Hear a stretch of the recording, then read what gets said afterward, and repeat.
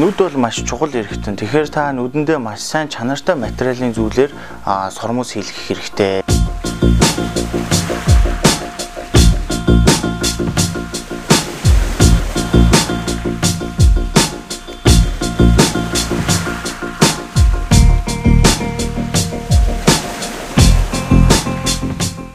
Зөв хийлд чанартай материалаар хийж байгаа тохиолдолд хизээч энэ сормос таны сормосыг гэмтэхгүй.